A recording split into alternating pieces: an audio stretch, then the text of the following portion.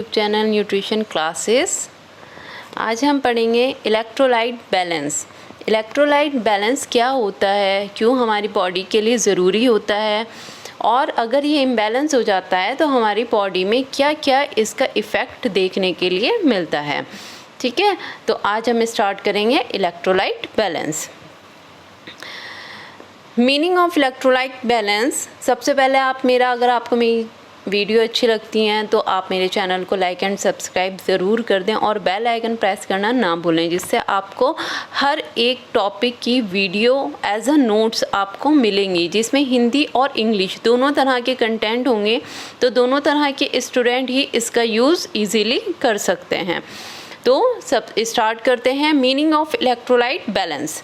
क्या होता है electrolyte balance? Electrolytes are the minerals in your body that have an electric charge. They are in your blood, urine, tissue and other body fluids.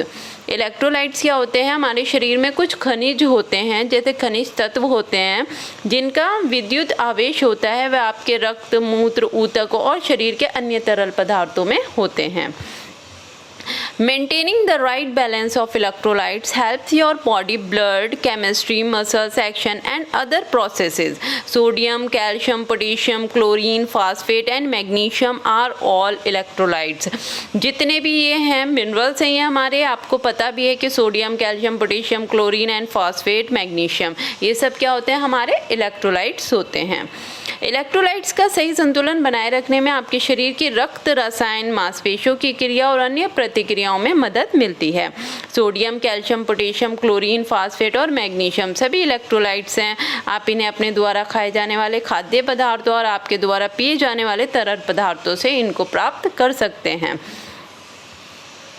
Electrolytes are important because they help. क्यों ज़रूरी होता है? क्योंकि balance the amount of water in your body. ये water का amount जो होता है उसको ये हमारी बॉडी में बैलेंस रखता है।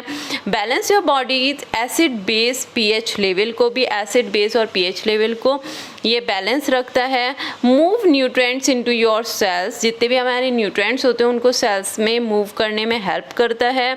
Move wastage out of your cells. जितने भी वेस्ट प्रोडक्ट, जो भी टॉक्सिन्स वगैरह होते हैं, उनको सेल से बाहर निकालने में मदद करता है। Make sure that your nerve, muscles, the heart and the brain work the way they should.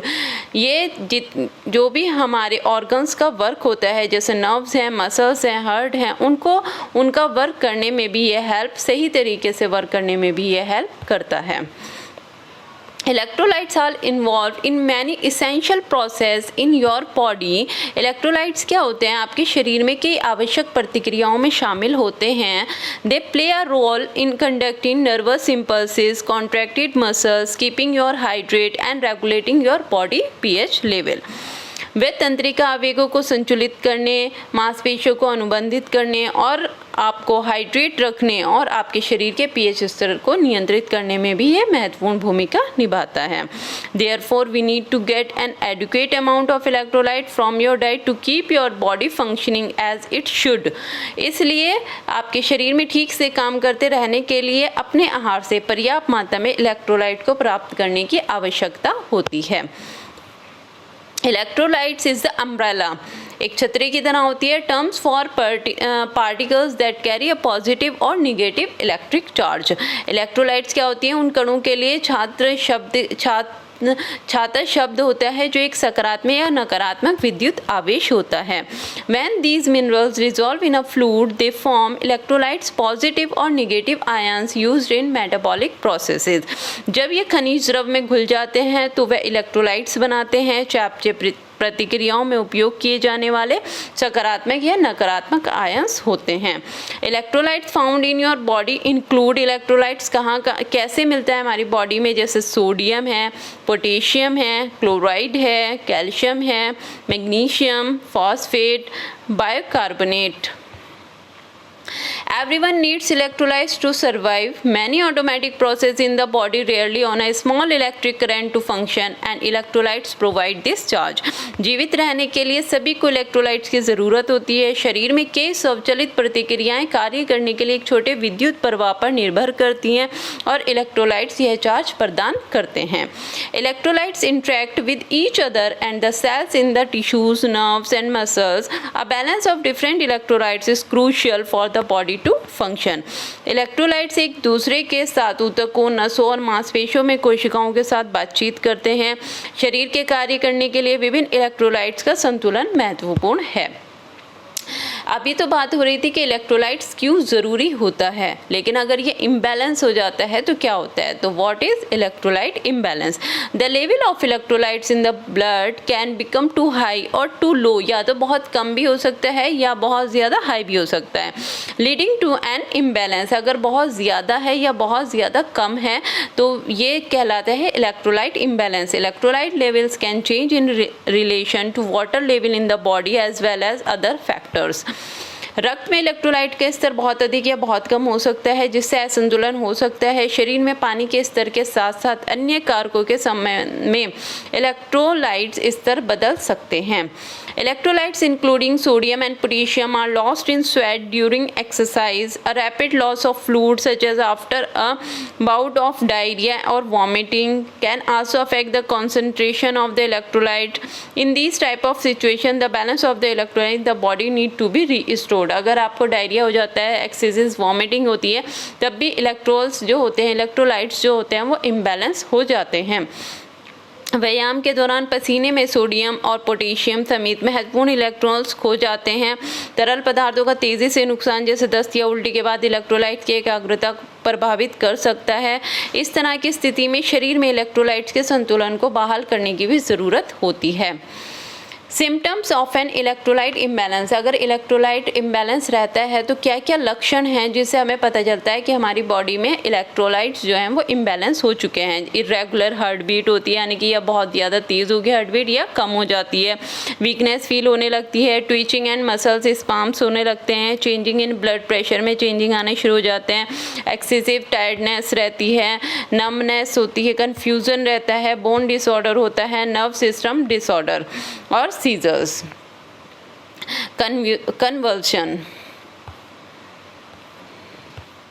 Causes, क्या कारण होते हैं अब इसके इम्बैलेंस होने के। सबसे पहला है low level of electrolyte and hydrogen after exercise. Exercise के दौरान बहुत ज़्यादा एक्सेस अमाउंट में जब पसीना निकलता है तो उस टाइम पर भी फ्लूइड्स और इलेक्ट्रोलाइट हमारी बॉडी में कम हो जाते हैं।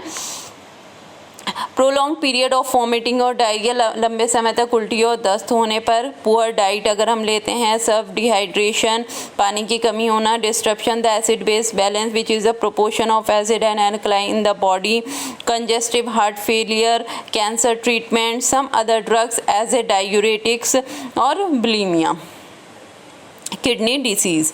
तो ये सब रीजंस होते हैं, ये सब कारण होते हैं जिसकी वजह से हमारे इलेक्ट्रोलाइट्स जो होते हैं वो इम्बैलेंस हो जाते हैं। Function of electrolyte. अब इलेक्ट्रोलाइट हमारी बॉडी में क्या क्या फंक्शन करता है। जैसे electrolyte are crucial to keeping your nerve system and muscles functioning and your internal environment balanced. Electrolyte आपके तंत्रिका तंत्र और मांसपेशियों को कार्य करने और आपके आंतरिक वातावरण को संतुलित रखने के लिए महत्वपूर्ण है। नर्वस सिस्टम फंक्शन, सबसे पहला करता है ये काम नर्वस सिस्टम का। Your brain send electrical signals through your nerve cells to communicate with the cells throughout your body. These signals are called nervous impulses and they are generated by changes to electrical charge of the nerve cells membrane. The charges occur due to the movement of the electrolyte sodium across the nerve cell membrane. When this happens, it set off a chain reaction moving more sodium ion and the changes in charges along with the length of the nerve cell axon. आपका मस्तिष्क जो है आपके पूरे शरीर में कोशिकाओं के साथ साथ संचार करने के लिए आपके तंत्रिका कोशिकाओं के माध्यम से विद्युत संकेत भेजता है। इन संकेतों को तंत्रिका आवेग कहा जाता है और ये तंत्रिका कोशिका झिल्ली के विद्युत आवेश के परिवर्तन को उत्पन्न होते हैं। तंत्रिका कोशिका झिल्ली में इलेक्ट्रोलाइट सोडियम के संचालन के कारण परिवर्तन होते हैं। जब ऐसा होता है तो ये तंत्रिका कोशिका अशुद्ध की लंबाई के साथ साथ अधिक सोडियम आयन और आवेश में परिवर्तन को स्थानांतरित करते हुए एक श्रृंखला प्रतिक्रिया शुरू करता है। दूसरा फंक्शन होता है muscles function. The electrolyte calcium is needed for muscles contraction. It allows muscles fibers to slide together and move over each other as the muscle shortens and contract. Magnesium is also required in this process so that the muscles fiber can slide outward and muscles can relax after contraction. मांसपेशियों के संकुचन के लिए electrolyte calcium की आवश्यकता होती है। ये मांसपेशियों के तंतुओं को साथ स्लाइड करने और एक दूसरे के ऊपर जाने को अनुमति देता है, क्योंकि मांसपेशियों में कमी और अनुबंध होता है। इस प्रक्रिया में मैग्नीशियम की भी आवश्यकता होती है ताकि मांसपेशियों में तंतु और बाहर की ओर खिसक सके और संकुचन के बाद मांसपेशियां शिथिल हो सकें। नेक्स्ट आता है प्रॉपर हाइड्रेशन। प्रॉपर हाइड्रेट करता है ये हमारी बॉडी को। Water must be keep in the right amount both inside outside each cell is body. Electrolytes, particular sodium, help maintain fluid balance through osmosis. Osmosis is a process where water moves through the wall of cell membrane from a dilute solution, more water and fewer electrolytes, toward a more concentrated solution, less water and more electrolytes. This prevents cell the bursting from being too full of shriveling up due to dehydration. आपके शरीर में प्रत्येक कोशिका के अंदर और बाहर पानी की सही मात्रा में होना चाहिए। इलेक्ट्रोलाइट विशेष रूप से सोडियम प्रसारण के माध्यम से द्रव संतुलन बनाए रखने में मदद करता है। ऑस्मोसिस एक ऐसी प्रक्रिया है जिसमें पानी की एक कोशिका झिल्ली की दीवार के माध्यम से एक तनु घोल अधिक पानी और कम इलेक्ट्रोलाइट से अधिक केंद्रित घोल कम पानी और अधिक इलेक्ट्रोलाइट्स की ओर जाता है। ये कोशिकाओं को बहुत ज़्यादा बढ़ जाने के निर्जलीकरण के कारण सिकुड़न से रोकता है। नेक्स्ट आता है internal pH level. To stay healthy your body needs to regulate its internal pH. pH is a measure of how acidic or alkaline a solution is in your body. It's regulated by chemical buffer or weak acid or bases which help minimize changes in your internal environment.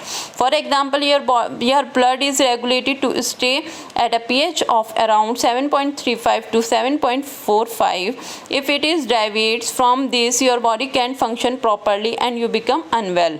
Having the right balance and electrolyte is fundamental to maintain your body your blood pH level. स्वस्थ रहने के लिए आपके शरीर को अपने आंतरिक pH एक माप है कि एक समाधान है कितना अम्लीय क्षारीय हो सकता है। आपके शरीर में रासायनिक बफर्स या कमज़ोर अम्लों और क्षारों द्वारा नियंत्रित होता है, जो आपके आंतरिक वातावरण में परिवर्तन को कम करने में मदद करता है। उदाहरण के लिए उसके रक्त को लगभग 7.35 से 7.45 के बीच पीएच में रहने के लिए नियंत्रित किया जाता है। यदि इससे विचलित होता है तो आपके शरीर में ठीक से काम नहीं कर पाता है और आप अस्वस्थ हो जाते हैं। इलेक्ट्रोलाइट्स का सही संतुलन आपके रक्त में पीएच स्तर को बनाए रखने के लिए एक मौलिक है। फंक्शन ऑफ इलेक्ट्रोलाइट्स ये एक पिक्चर्स के थ्रू बताया गया है, क्योंकि डायग्रामेटिकली अगर हम जितने अच्छे से एक्सप्लेन करते हैं एग्जाम में उतने ही अच्छे मार्क्स आते हैं। तो एक बहुत सिंपल सा डायग्राम है जिसको आप इजीली बना सकते हैं। तो ये क्या करता है फंक्शन के आप diagram support nervous system, retain water, make sure there is enough water but not too much in different body components, play a role in muscles contraction, help to maintain a neutral pH. The role of electrolyte in the body, ये भी एक diagram specially डाले गए हैं ताकि आप easily अपने paper को, अपनी परफॉर्मेंस को इन्हेंस कर सकें, अच्छी कर सकें बेटर परफॉर्मेंस के लिए। तो ये बहुत इजी डायग्राम है जिसको आप एग्जाम में बनाकर आ सकते हैं।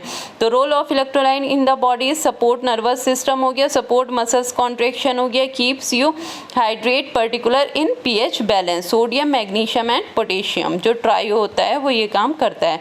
Thank you. अगर आपको मेरी वीडियो अच्छी लगी तो लाइक एंड सब्सक्राइब ज़रूर करना और कमेंट बॉक्स में बताना कि वीडियो कैसी लगी। Thank you.